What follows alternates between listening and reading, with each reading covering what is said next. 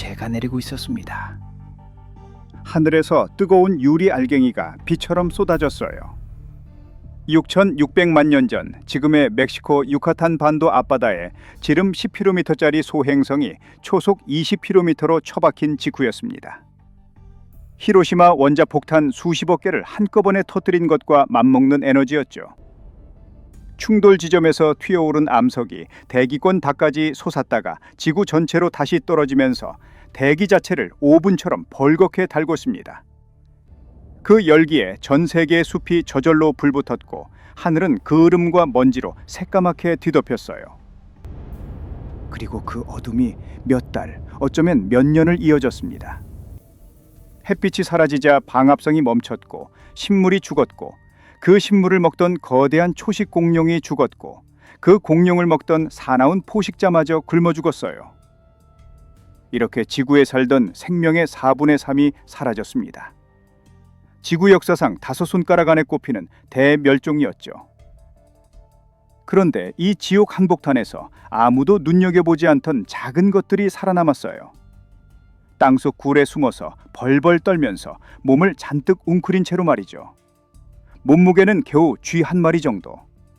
밤에만 몰래 기어 나오던 세상에서 가장 겁 많은 털뭉치들이었습니다. 자, 오늘은 그 하찮았던 털뭉치가 어떻게 텅 빈 지구를 통째로 차지하고 결국 주인이 되었는지 6,600만 년에 걸친 거대한 대역전극을 처음부터 끝까지 따라가 보겠습니다. 먼저 한 가지 질문을 던지고 시작할게요. 왜 하필 걔네였을까요?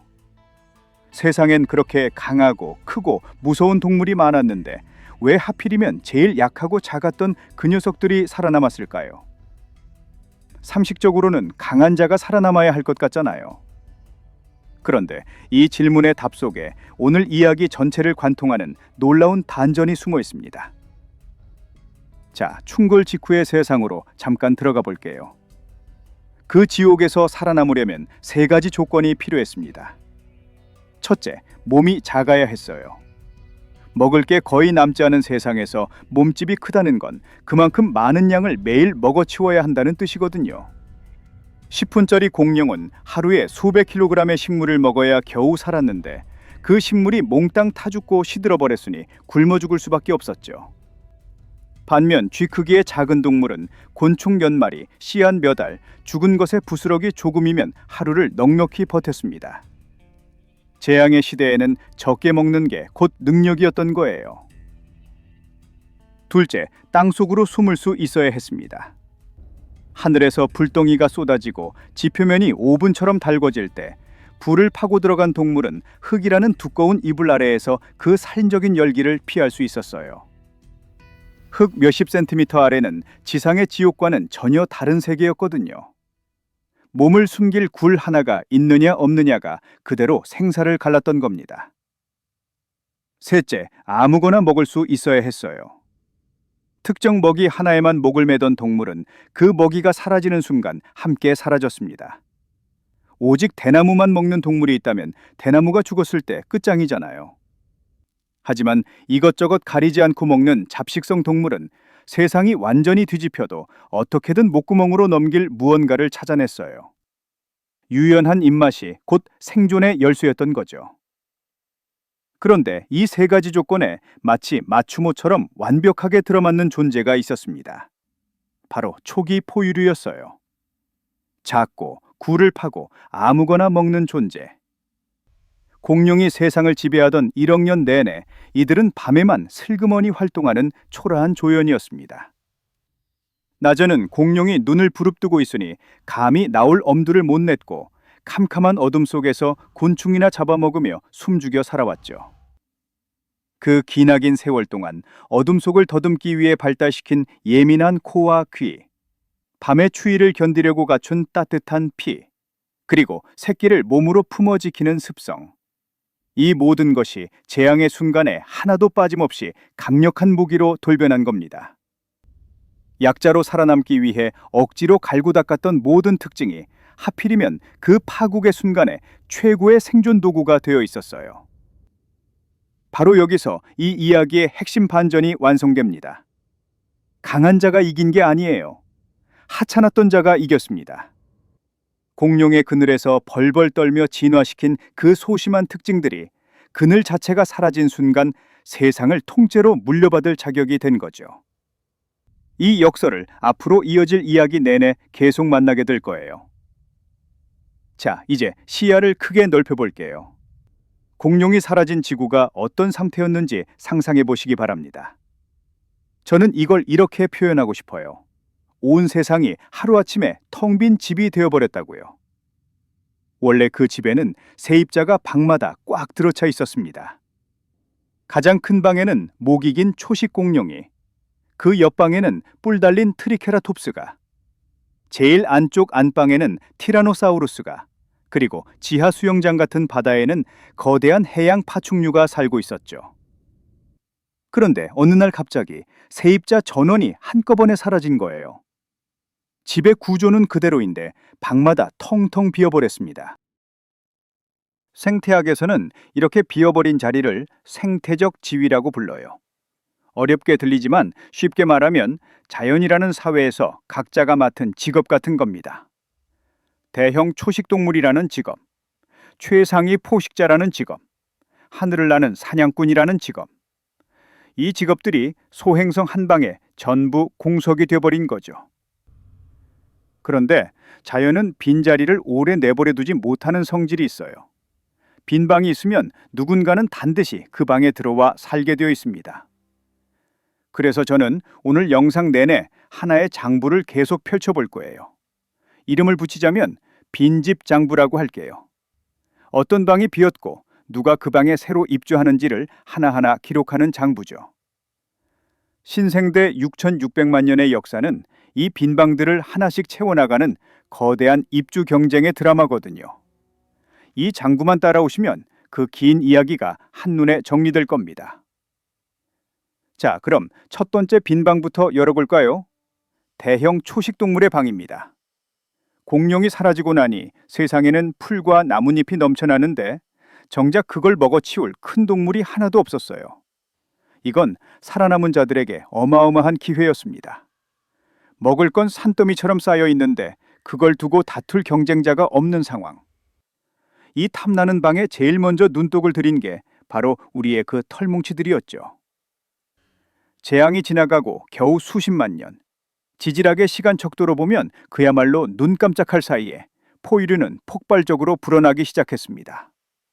학자들은 이 시기를 팔레오기라고 불러요. 지금으로부터 약 6,600만 년 전부터 2,300만 년 전까지 이어지는 기간이죠. 이 시기 초반에 벌어진 일을 들여다보면 정말 입이 딱 벌어집니다. 쥐만 하던 포유류가 불과 1,000만 년 남짓 만에 곰만해지고 소만해지고 심지어 코뿔소만큼 거대해진 거예요. 진화의 역사에서 이렇게 짧은 시간에 이렇게 폭발적으로 몸집이 커진 사례는 흔치 않습니다. 왜 이렇게 빨리 커졌을까요? 답은 의외로 간단합니다. 이제 커져도 됐으니까요. 공룡이 시퍼렇게 살아있을 때는 몸집을 키우는 게 곧 죽음을 부르는 짓이었어요. 몸이 크면 눈에 잘 띄고 눈에 띄면 사나운 공룡에게 잡아먹히니까요. 그래서 무려 1억 년 동안 포유류는 일부러 작게 최대한 눈에 안 띄게 몸을 낮추고 살았습니다. 그런데 자기를 잡아먹을 공룡이 통째로 사라지자 그동안 억눌려 있던 몸집이 봇물 터지듯 커지기 시작한 거예요. 마치 오랫동안 손으로 꾹 눌러놨던 용수철이 손을 떼는 순간 튀어오르듯이 말이죠. 억눌림이 사라지면 생명은 자기가 갈 수 있는 최대치를 향해 달려가거든요. 자, 그런데 한 가지 궁금증이 생기지 않나요? 살아남은 게 포유류만은 아니었을 텐데 왜 하필 포유류가 이 빈방들을 이토록 빠르게, 이토록 완벽하게 차지할 수 있었을까요? 여기엔 포유류만이 가진 두 가지 비밀 무기가 숨어 있습니다. 첫 번째는 따뜻한 피예요.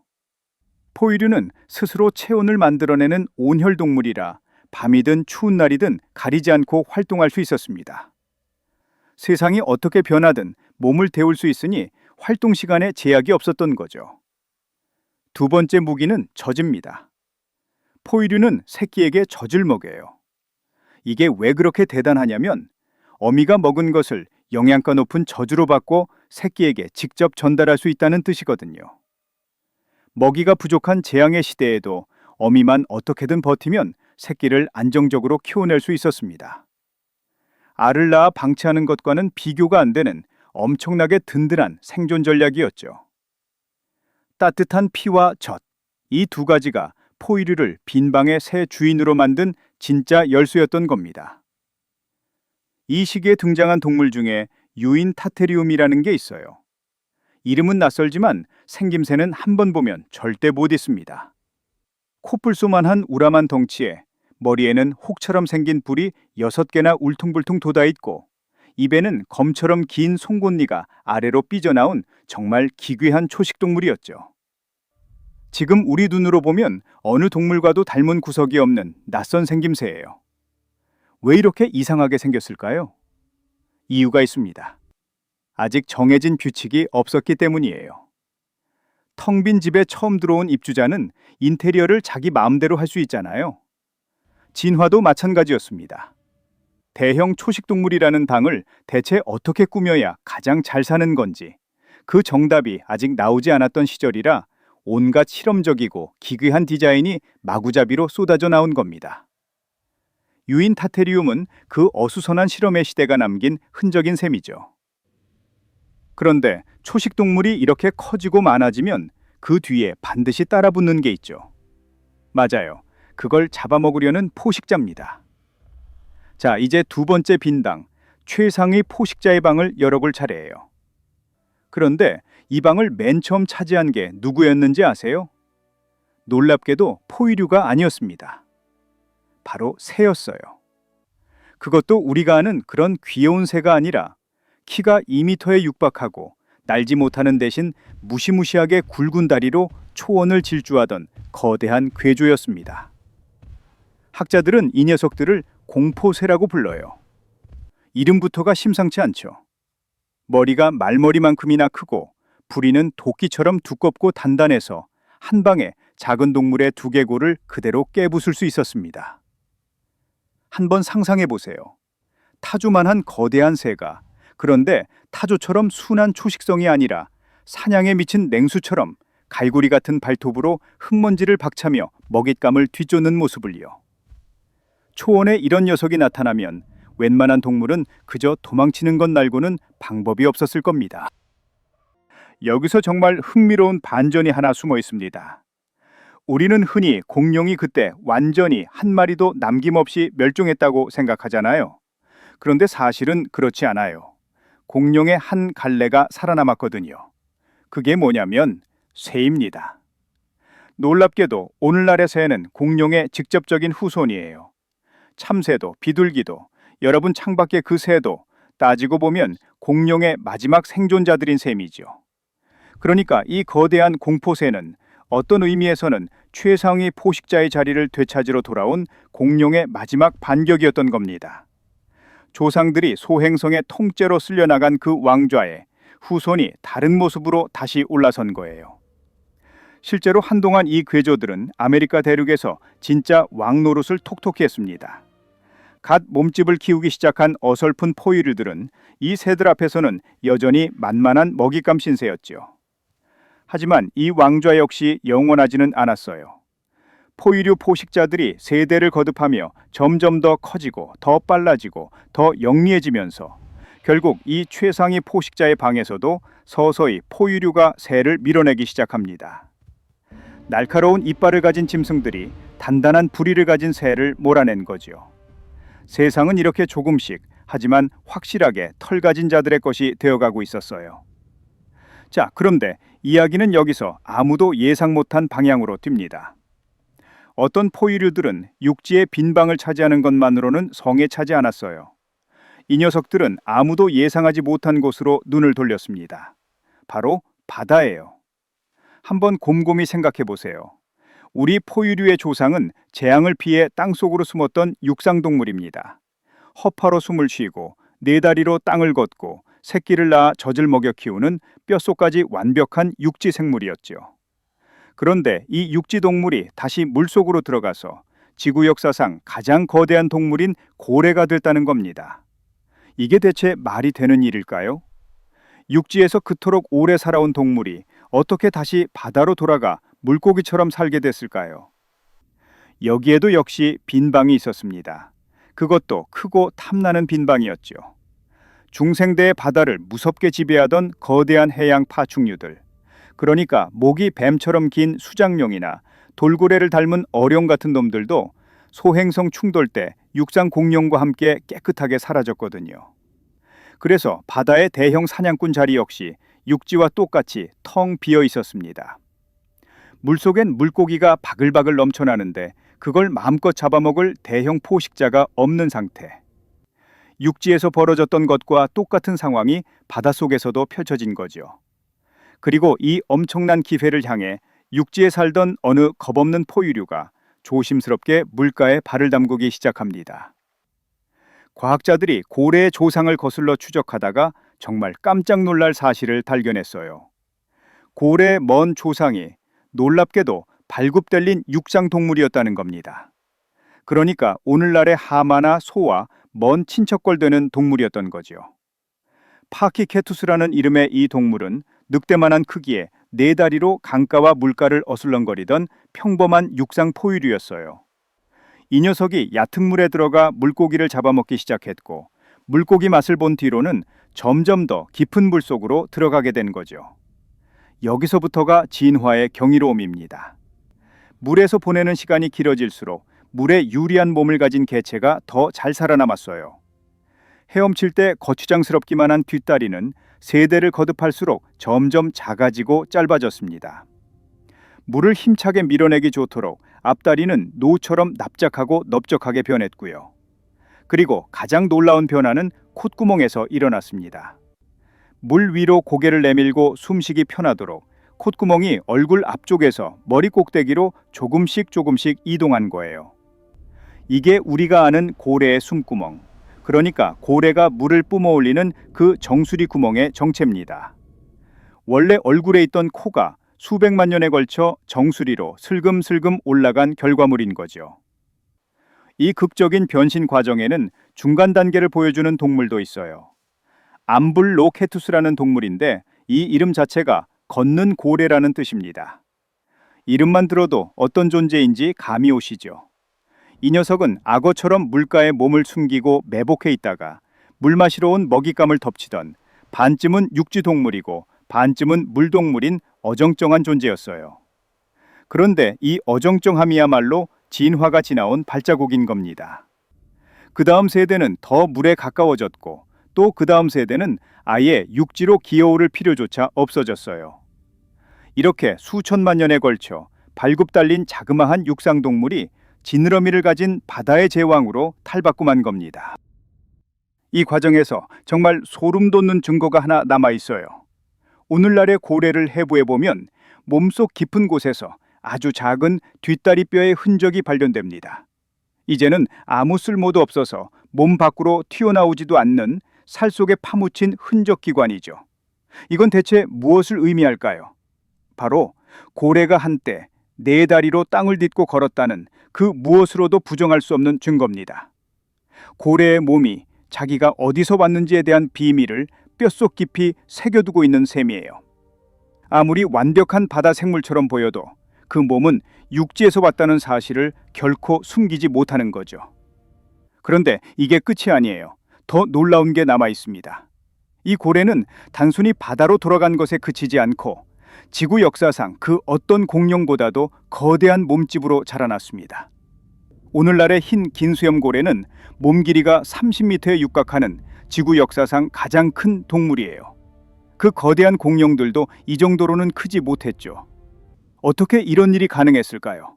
비밀은 물에 있습니다.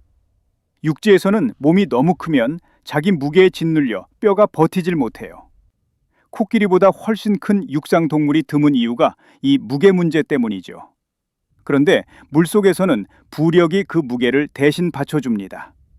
물이 몸을 둥둥 띄워주니까 아무리 거대해져도 뼈에 무리가 가지 않는 거예요. 바다라는 무대는 육지에서는 불가능했던 극단적인 거대화를 마음껏 허락해준 셈입니다. 재앙을 피해 굴 속에 숨었던 쥐 크기의 조상이 결국 지구에서 가장 거대한 생명체로 이어진다는 것. 이게 진화가 보여주는 상상 초월의 스케일이에요. 이렇게 해서 바다라는 거대한 빈방에도 마침내 털 달린 포유류가 당당히 입주하게 됐습니다. 물론 매끄럽게 헤엄치기 위해 그 자랑스러운 털은 거의 다 벗어던져야 했지만요. 자, 여기까지가 신생대 전반부 팔레오기의 이야기입니다. 텅 빈 세상에 포유류가 폭발적으로 퍼지면서 육지와 바다의 빈방을 하나씩 야무지게 채워나간 시기였죠. 그런데 신생대 후반부로 접어들면서 이 모든 흐름을 뿌리부터 뒤흔드는 또 다른 거대한 변화가 찾아옵니다. 이번엔 소행성 같은 요란한 충돌이 아니에요. 훨씬 더 느리고 훨씬 더 조용하지만 결과적으로는 그 소행성 못지않게 세상을 완전히 바꿔놓은 변화였습니다. 바로 기후예요. 세상이 서서히 하지만 아주 확실하게 추워지기 시작한 겁니다. 이 시기를 학자들은 내옥이라고 불러요. 약 2300만 년 전부터 시작되는 기간이죠. 사실 팔레오기 초반의 지구는 지금보다 훨씬 따뜻했습니다. 극지방에도 얼음이 거의 없었고 지구 곳곳이 축축하고 무성한 밀림으로 뒤덮여 있었어요. 지금은 얼음뿐인 남극 대륙에도 한때는 푸른 숲이 우거졌을 정도니까요. 온 대륙이 뜨겁고 습한 정글이었던 겁니다. 그런데 여러 가지 이유가 서서히 겹치면서 지구의 기온이 조금씩 내려가기 시작합니다. 대륙들이 오랜 세월에 걸쳐 이동하면서 바닷물이 흐르는 길, 그러니까 해류가 바뀌었고 대기 중에 온실 효과를 일으키는 이산화탄소도 점점 줄어들었어요. 원인은 이렇게 복잡하지만 그 결과만큼은 아주 분명했습니다. 지구가 식어갔어요. 기온이 내려가면 어떤 일이 벌어질까요? 우선 공기가 머금을 수 있는 수분의 양이 줄어듭니다. 따뜻한 공기는 물을 많이 머금지만 차가운 공기는 그러질 못하거든요. 그러면 자연히 비가 덜 내리고 세상이 건조해지죠. 그런데 축축한 밀림은 엄청난 양의 비가 꾸준히 내려야만 유지되는 생태계예요. 그 비가 줄어드니 울창하던 밀림이 도저히 버틸 수가 없었습니다. 무성하던 숲이 가장자리부터 서서히 말라 죽어가기 시작했어요. 그리고 나무들이 물러난 그 빈 땅에 새로운 식물이 슬금슬금 세력을 넓혀갔습니다. 바로 풀이에요. 풀이라고요? 겨우 풀이 뭐가 그렇게 대단하냐고 생각하실 수도 있어요. 하지만 이 풀의 등장이야말로 신생대 후반부를 통째로 뒤흔든 진짜 숨은 주인공입니다. 풀은 나무와는 완전히 다른 생존 전략을 가진 식물이거든요. 나무는 위로 쭉쭉 자라면서 소중한 잎을 저 높은 꼭대기에 매랍니다. 그래서 동물이 그 잎을 뜯어먹으면 다시 회복하는데 아주 오랜 시간이 걸리죠. 반면 풀은 정반대예요. 땅바닥에 딱 붙은 낮은 밑동에서부터 잎이 자라 올라옵니다. 그래서 초식동물이 윗부분을 아무리 뜯어먹어도 땅속 밑동만 살아있으면 며칠 만에 다시 쑥쑥 자라나요. 마치 아무리 잘라도 계속 자라나는 우리 머리카락처럼 말이죠. 이 지독하게 끈질긴 생명력 덕분에 풀은 건조하고 척박한 땅에서도 꿋꿋이 살아남아 광활한 벌판을 초록빛으로 뒤덮기 시작했습니다. 이렇게 해서 지구에 완전히 새로운 풍경이 탄생합니다. 지평선 끝까지 끝없이 펼쳐진 초원이에요. 눈길이 닿는 곳까지 온통 풀만 물결치는 이전 시대에는 존재하지 않던 완전히 새로운 세계. 그리고 이 새로운 세계는 다시 말해 또 하나의 거대한 빈방이나 마찬가지였습니다. 초원이라는 완전히 낯선 무대 위에서 살아갈 동물, 그 풀을 뜯어먹고 그 뻥 뚫린 벌판을 마음껏 누빌 동물은 아직 아무도 없었으니까요. 자, 그렇다면 이 광활한 초원이라는 새 빈방에는 과연 누가 입주하게 될까요? 여기서 우리에게 아주 친숙한 동물이 무대에 등장합니다. 바로 말이에요. 정확히는 말의 먼 조상이죠. 그런데 이 말의 조상을 실제로 보시면 지금 우리가 아는 늠름한 말과는 너무 딴판이라 아마 깜짝 놀라실 겁니다. 최초의 말은 도무지 믿기 어렵겠지만 개만한 크기였어요. 어깨 높이가 겨우 30cm 남짓밖에 안 되는 여우만한 작고 소심한 동물이었죠. 이름은 에오히푸스, 새벽의 말이라는 뜻이에요. 말의 역사가 밝아오는 새벽에 등장했다고 붙은 이름이죠. 이 작은 녀석은 원래 초원이 아니라 울창한 숲속에 살았습니다. 발가락 모양도 지금 말과는 전혀 달라서 앞발에는 4개, 뒷발에는 3개씩 발가락이 나 있었어요. 푹신푹신한 숲바닥을 사뿐사뿐 걷기에 딱 좋은 발이었죠. 부드러운 나뭇잎과 달콤한 열매를 뜯어먹으며 조용히 살아가던 초원의 제왕과는 거리가 멀어도 한참 먼 소박한 동물이었습니다. 그런데 숲이 초원으로 바뀌면서 이 작은 말에게 운명을 가르는 선택의 순간이 찾아왔어요. 든든하게 몸을 숨겨주던 숲이 사라지고 사방이 뻥 뚫린 초원이 펼쳐진 겁니다. 뻥 뚫린 벌판에서는 포식자에게 자기 모습이 훤히 드러나니까 살아남으려면 무조건 빨라야 했어요. 느리면 곧바로 잡아먹히니까요. 그래서 말은 수백만 년에 걸쳐 초원의 삶에 온몸을 맞춰갑니다. 우선 몸집이 점점 커졌고 다리는 길고 늘씬해졌어요. 그리고 여러 개였던 발가락은 빠르게 달리는데 오히려 방해가 되니까 점차 가운데 하나로 합쳐졌습니다. 그렇게 만들어진 게 오늘날 말의 발굽이에요. 우리가 아는 그 단단한 발굽은 사실 가운데 발가락 하나만 남기고 나머지 발가락은 전부 퇴화해 사라진 결과물인 거죠. 발끝으로 꼿꼿이 서서 달리는 초원의 육상 스프린터로 다시 태어난 겁니다. 이빨도 몰라보게 바뀌었어요. 부드러운 나뭇잎을 먹을 때는 튼튼한 이빨이 별로 필요 없었는데 풀은 사정이 전혀 달랐거든요. 풀에는 규소라는 아주 단단한 성분이 들어있어서 풀을 씹는다는 건 마치 고운 모래가 잔뜩 섞인 음식을 매일 씹는 것과 비슷했습니다. 이빨이 사포에 갈리듯 조금씩 닳아 없어지는 거예요. 그래서 초원의 말들은 이빨이 아주 길고 높게 자라도록 진화했습니다. 평생 갈려나가고 또 갈려나가도 계속 쓸 수 있도록 이빨을 넉넉하게 비축해둔 셈이죠. 그런데 초원에서 살아남기 위해 말이 바꾼 건 몸만이 아니었어요. 삶의 방식까지 통째로 바꿨습니다. 숲속에서는 혼자 조용히 숨어 사는 게 안전했지만 사방이 뻥 뚫린 초원에서는 이야기가 달랐거든요. 혼자 있으면 포식자에게 그대로 당하지만 여럿이 무리를 지으면 서로가 서로의 눈이 되어줄 수 있었죠. 수십 개의 눈이 사방을 감시하니까 포식자가 접근하면 누군가는 반드시 먼저 알아차렸어요. 그리고 한 마리가 위험을 감지하고 달아나기 시작하면 순식간에 무리 전체가 함께 내달렸습니다. 뻥 뚫린 벌판에서 수십 마리가 흙먼지를 일으키며 한꺼번에 질주하면 포식자로서는 어느 놈을 노려야 할지 혼란스러워지죠. 무리짓기는 그 자체로 훌륭한 방어 전략이었던 겁니다. 이렇게 개만 하던 숲속의 소심한 동물이 초원을 무리지어 질주하는 늠름한 말로 완전히 변신한 겁니다. 빈집 장부에 초원이라는 방의 초식동물 자리가 이렇게 채워진 거예요.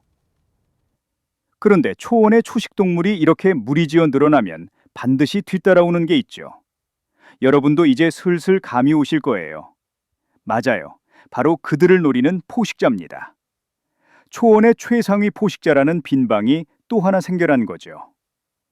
그리고 이 방에 입주한 수많은 사냥꾼 중에 신생대를 통틀어 가장 유명한 슈퍼스타가 한 마리 있습니다. 바로 검치 호랑이 스밀로돈이에요. 이름에는 호랑이가 붙어 있지만 사실 지금의 호랑이와는 다른 계통에서 갈라져 나온 냉수였습니다. 스밀로돈 하면 뭐가 제일 먼저 떠오르세요?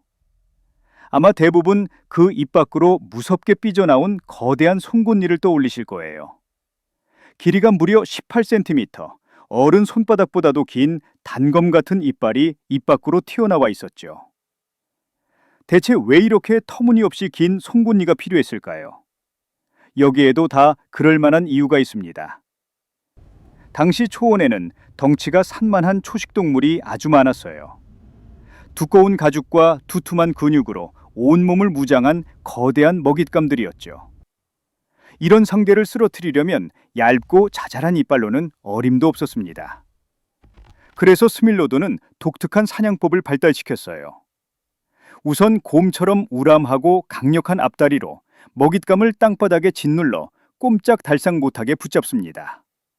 그런 다음 그 긴 송곳니를 정확히 급소에 깊소히 꽂아 넣는 거예요. 단단한 근육으로 뒤덮인 목이나 부드러운 배를 단검으로 찌르듯 관통시켜 단 한 번에 치명상을 입히는 사냥법이었죠. 힘과 무기를 극한까지 밀어붙인 그야말로 전문 킬러였던 겁니다. 그런데 이 무시무시한 송곳니에는 사실 치명적인 약점도 함께 숨어 있었어요. 너무 길고 얇게 뻗어 있다 보니 잘못 힘을 주면 뚝 부러질 위험이 아주 컸거든요. 사냥하다가 단단한 뼈에 잘못 부딪히기라도 하면 그 자랑스러운 무기가 허무하게 똑 부러져 버릴 수 있었죠. 그래서 스밀로돈의 사냥은 무식하게 힘만 쓰는 게 아니라 정교하고 신중해야 했습니다. 극단적으로 발달한 무기일수록 그만큼 극단적으로 조심스럽게 다뤄야 했던 거예요. 이 강력함과 위태로움이 한 몸에 공존한다는 것. 이거야말로 신생대 포식자들의 진화가 얼마나 극단으로 치달았는지를 보여주는 상징 같은 존재입니다. 빈방을 차지하려는 경쟁이 이렇게 극단적인 무기까지 만들어낸 거죠. 그런데 이 스밀로돈에 대해 우리가 이렇게 자세히 알 수 있는 데는 사실 특별한 이유가 있어요. 미국 로스앤젤레스 한복판에는 라브레아라고 불리는 신기한 웅덩이가 있습니다. 땅속에서 끈적끈적한 검은 타르가 스며나와 만들어진 천연 함정이었죠. 빙하기 당시 물인 줄 알고 다가온 동물들이 이 끈끈한 타르에 발이 붙어 옴짝달싹 못하게 됐어요. 그리고 그렇게 갇혀 허우적대는 먹잇감을 노리고 달려든 포식자들마저 함께 타르에 붙잡혀버렸습니다. 사냥하러 왔다가 자기도 함정에 빠진 거죠. 이렇게 수만 년 동안 쌓이고 쌓인 뼈들이 타르 속에 완벽하게 보존됐고 그 덕분에 우리는 스밀로돈의 모습을 이토록 생생하게 복원할 수 있게 된 거예요. 놀랍게도 이 웅덩이에서는 스밀로돈의 뼈가 수천 마리분이나 발견됐는데 그중 상당수에서 부러졌다가 다시 붙은 상처 자국이 확인됐습니다. 이건 무엇을 뜻할까요? 다친 동료를 무리가 돌봐줬을 가능성을 보여주는 거예요. 극단적인 무기를 든 이 맹수들에게도 어쩌면 서로를 챙기는 사회성이 있었을지 모른다는 흥미로운 단서인 거죠. 자, 그런데 한 가지 짚고 넘어가야 할 게 있어요. 포식자가 이렇게 무시무시한 무기를 갈고 닦는 동안 사냥당하는 초식동물이라고 가만히 있었을까요? 절대 아니었습니다. 검치호가 송곳니를 키우면 사냥감은 더 빨리 달아나거나 더 두꺼운 가죽으로 몸을 감쌌어요. 사냥감이 빨라지면 포식자는 더 빠른 다리와 더 영리한 사냥 전략으로 맞섰죠.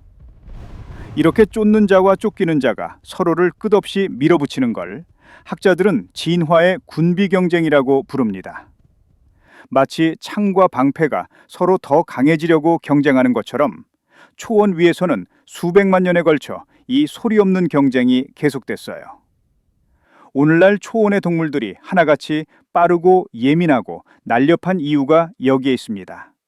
그들은 모두 이 길고 치열한 경쟁의 승자들인 셈이죠. 초원이라는 빈방은 이렇게 쫓고 쫓기는 자들이 함께 만들어낸 긴장으로 팽팽하게 채워져 갔습니다. 자, 이제 신생대의 마지막 장으로 넘어갈 시간이에요. 지구가 식어가던 흐름은 여기서 멈추지 않았습니다. 기온은 계속해서 떨어졌고 마침내 지구는 신생대를 통틀어 가장 혹독한 시기로 접어듭니다. 우리가 흔히 빙하기라고 부르는 그 시대예요. 학자들은 이 시기를 제사기라고 부릅니다. 약 260만 년 전부터 시작된 얼음의 시대죠. 빙하기라고 하면 온 지구가 처음부터 끝까지 꽁꽁 얼어붙은 모습을 상상하기 쉬운데 실제 모습은 그것과는 좀 달랐어요. 빙하기는 얼음이 밀려왔다가 다시 물러나기를 수만 년 주기로 끊임없이 반복하는 시대였습니다. 얼음이 밀려올 때는 거대한 빙하가 대륙 북쪽을 2km가 넘는 두께로 짓누르며 남쪽으로 서서히 전진했고 얼음이 물러날 때는 다시 세상이 따뜻해지며 초원과 숲이 돌아왔죠. 마치 지구가 수만 년에 한 번씩 크게 숨을 들이쉬었다가 내쉬는 것처럼 얼음이 밀려 들어왔다가 다시 빠져나가기를 몇 번이고 되풀이한 겁니다. 그 한 번의 호흡이 사람의 시간으로는 상상도 못할 만큼 길었을 뿐이죠. 그런데 이 혹독한 얼음의 시대에 놀랍게도 동물들은 그 어느 때보다 거대해졌어요. 학자들은 이 시기에 살았던 거대한 동물들을 한데 묶어서 거대 동물상, 영어로는 메가파우나라고 부릅니다. 왜 하필 이 살을 내는 추운 시대에 동물들이 오히려 이렇게 커졌을까요? 여기엔 그럴듯한 이유가 있습니다. 몸집이 크면 몸의 부피에 비해 건열비가 상대적으로 작아져서 소중한 체온을 덜 빼앗기거든요. 큰 냄비에 담긴 물이 작은 컵에 담긴 물보다 훨씬 천천히 식는 것과 똑같은 원리예요. 그러니까 추운 세상에서는 큰 몸이 곧 살아남기에 유리한 몸이었던 겁니다. 추위가 동물들을 거인으로 키운 셈이죠. 이 얼음의 시대에는 또 하나 흥미로운 일이 벌어졌어요. 엄청난 양의 물이 거대한 빙하로 얼어붙어 육지에 갇히다 보니 바다에서 그만큼 물이 빠져나갔거든요. 그 결과 바다의 높이, 그러니까 해수면이 지금보다 100m 넘게 내려갔습니다. 그러자 원래 바닷물에 잠겨있던 얕은 땅들이 물 밖으로 드러나면서 떨어져 있던 대륙들이 육지로 연결되기 시작했어요. 대표적인 게 지금의 시베리아와 알래스카 사이예요. 원래는 바다로 가로막혀 있던 두 대륙이 해수면이 낮아지자 걸어서 건널 수 있는 육지다리로 이어진 겁니다. 이 다리를 통해 매머드 같은 거대 동물들이 대륙을 넘나들었고 훗날 우리 인류의 조상들도 이 길을 따라 새로운 대륙으로 걸어 들어가게 되죠. 빙하기의 추위가 뜻밖의 돼도 생명이 퍼져나갈 새로운 길을 열어준 셈이에요. 이 거대 동물상을 대표하는 스타가 바로 매머드예요. 코끼리에 가까운 친척이지만 빙하기의 살인적인 추위에 완벽하게 맞춰 진화한 동물이었죠. 우선 온몸이 길고 두꺼운 털로 뒤덮여 있어서 얼어붙은 벌판을 걸어 다녀도 끄떡없었습니다. 그리고 귀는 지금의 코끼리보다 훨씬 작았는데 이것도 다 이유가 있어요.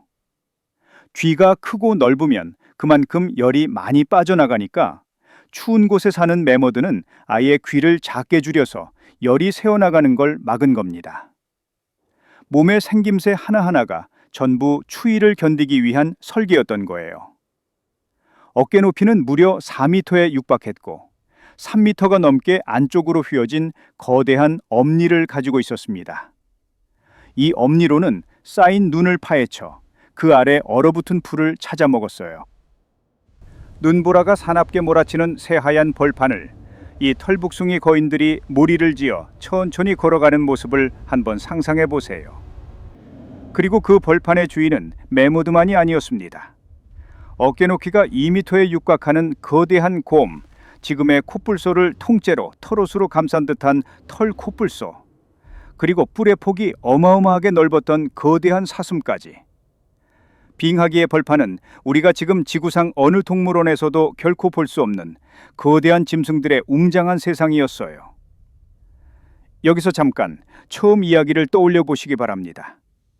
6,600만 년 전 하늘에서 쏟아지는 재를 피해 굴 속에 숨어 벌벌 떨던 쥐 크기의 그 작은 털뭉치. 바로 그 겁쟁이의 후손이 이제 어깨 높이 4m의 털북숭이 거인이 되어 얼음 대륙을 당당히 호령하게 된 겁니다. 이보다 더 극적인 대역전이 또 있을까요? 자, 그런데 이쯤에서 잠깐 멈추고 함께 생각해 볼 게 하나 있어요.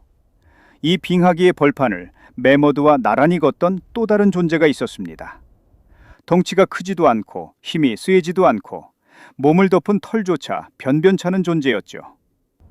두 발로 꼿꼿이 서서 손에는 뾰족한 막대기를 하나 들고 있는 존재. 네, 맞아요. 바로 우리 인간입니다. 신생대의 마지막 무대에는 그 텅 빈 집을 물려받은 수많은 털뭉치의 후손 가운데 하나로서 우리 조상들도 함께 서 있었던 거예요. 크지도 강하지도 않았던 이 존재가 앞으로 어떤 이야기를 써내려가는지는 이 신생대라는 무대가 완전히 다 열린 다음의 일입니다. 그러니 오늘은 그 문을 아주 살짝만 열어두고 넘어가겠습니다. 이제 우리가 걸어온 6,600만 년의 긴 여정을 한 걸음 뒤로 물러나서 차분히 바라볼게요. 우리가 함께 따라온 이 이야기를 저는 맨 처음에 빈집장부라고 불렀습니다. 소행성 하나가 세상을 통째로 비워버린 그 순간 지구엔 주인 없는 빈 방들만 휑하게 가득했어요. 대형 초식동물의 방, 최상위 포식자의 방, 깊은 바다의 방, 광활한 초원의 방, 그리고 그 모든 방을 하나도 빠짐없이 한때 세상에서 가장 하찮았던 자들이 차례로 차지했습니다. 여기서 우리가 절대 놓치지 말아야 할 게 하나 있어요. 이 거대한 대역전을 이끈 힘이 결코 힘 그 자체가 아니었다는 사실입니다. 재앙이 닥쳤을 때 세상을 물려받은 건 가장 크고 강한 자가 아니라 오히려 가장 작고 유연한 자였어요. 몸집이 작아서 굴을 팔 줄 알아서 아무거나 가리지 않고 먹을 줄 알아서 겨우 살아남았던 그 겁쟁이들. 그 겁쟁이들이 빈 방을 하나씩 야무지게 차지하며 코뿔소가 되고 고래가 되고 말이 되고 마침내 매머드가 됐습니다. 한때 치명적인 약점이라고 여겨졌던 특징이 세상이 뒤집힌 그 순간 가장 강력한 무기로 뒤바뀐 거죠. 어쩌면 진짜 강함이란 크고 사나운 게 아니라 어떤 세상에도 몸을 맞출 수 있는 유연함인지도 모르겠어요. 그리고 이 모든 놀라운 변신에는 하나의 공통점이 흐르고 있었습니다. 바로 털이에요. 하늘에서 쏟아지는 재를 피해 굴 속에서 서로의 몸을 맞대 온기를 나누던 그 따뜻한 털. 갓 태어난 새끼를 품에 안고 체온을 지켜주던 그 털. 이 보잘것없어 보이는 털이야말로 세상이 얼어붙는 혹독한 빙하기에도 끝까지 살아남게 해준 결정적인 자산이었죠. 단단한 비늘로 세상을 지배하던 공룡의 시대가 완전히 저물고 이제 부드러운 털을 가진 자들의 시대가 활짝 열린 겁니다. 신생대라는 이 6,600만 년의 웅장한 무대는 다른 무엇도 아닌 바로 털 가진 자들이 텅 빈 세상을 통째로 굴려받아 하나하나 채워나간 위대한 입주의 기록이었어요. 지금까지 신생대, 털을 가진 자들의 역습을 함께 걸어봤습니다. 다음 이야기에서는 이 무대 위에 마지막으로 올라선 두 발 걷는 작은 털뭉치, 그러니까 우리 자신의 이야기로 자연스럽게 이어가 볼게요. 이 길고 긴 여정을 여기까지 함께 걸어와 주셔서 정말 고맙습니다.